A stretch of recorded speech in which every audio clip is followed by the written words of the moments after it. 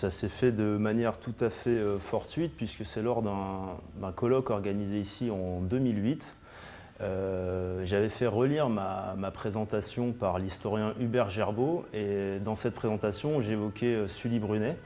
Et il m'a suggéré de parler d'un Furcy, un esclave qui était retenu en esclavage illégalement. Et lors de ma présentation, à l'issue, Sue Peabody, qui était également une des participantes, est venue me voir et m'a posé des questions sur Furcy. Et puis, en gros, mon intérêt pour le personnage est parti de là.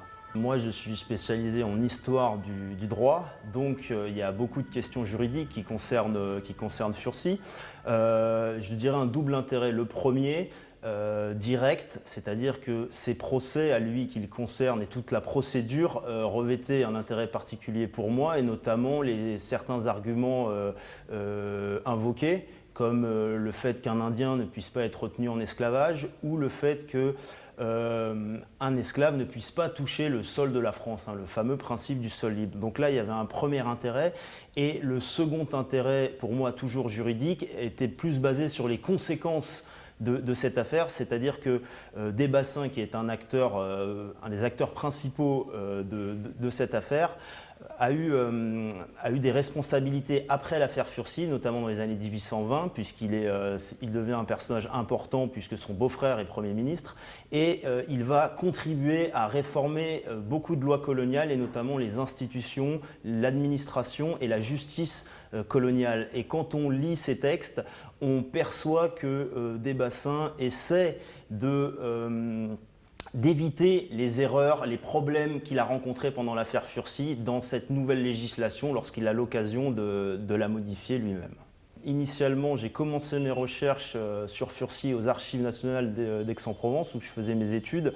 Donc j'ai commencé par consulter les références d'Hubert Gerbeau, puis de fil en aiguille, j'ai trouvé d'autres documents qui n'avaient pas été vraiment utilisés et qui concernaient Furcy.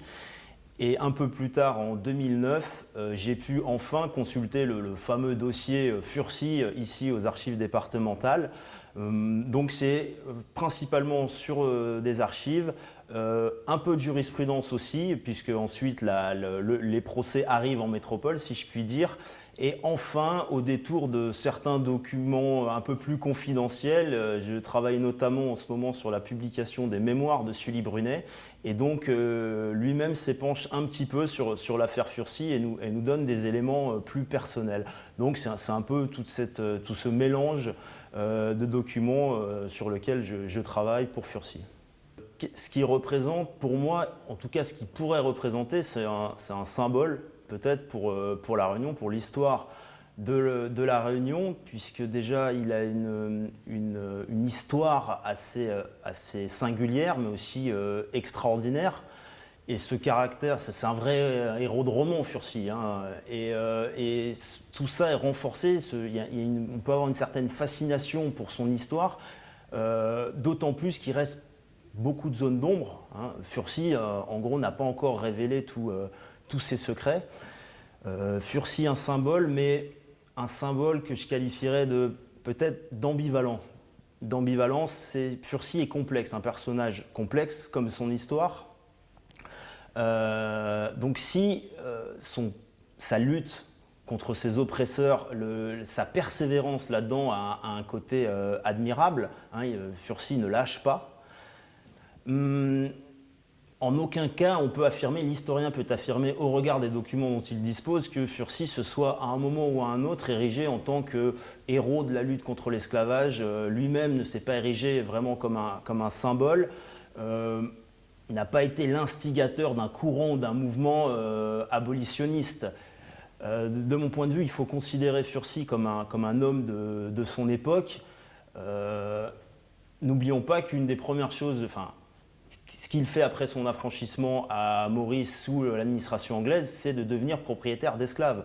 Donc, à l'époque, c'était quelque chose de relativement commun. Il a simplement, on va dire, utilisé des moyens légaux mis à sa disposition pour prospérer dans ses affaires, pour vivre sa vie d'homme libre. Et moi-même, j'ai une ancêtre, Olive Glénac, qui a été esclave, qui a été affranchie et qui est devenu après propriétaire d'esclaves. Il y a peut-être d'autres membres de ma famille qui sont dans ce cas-là, et je pense qu'il y a beaucoup de Réunionnais qui sont dans ce cas-là, c'est-à-dire d'être descendants d'esclaves, mais aussi descendants de propriétaires d'esclaves, qui soient blancs ou non blancs. Et donc Furcy, cet homme qui est indien, qui parfois est noir, qui aurait peut-être un père blanc, et ben peut-être que c'est un véritable symbole de la Réunion, mais un symbole dans toute sa complexité et dans toute son ambivalence.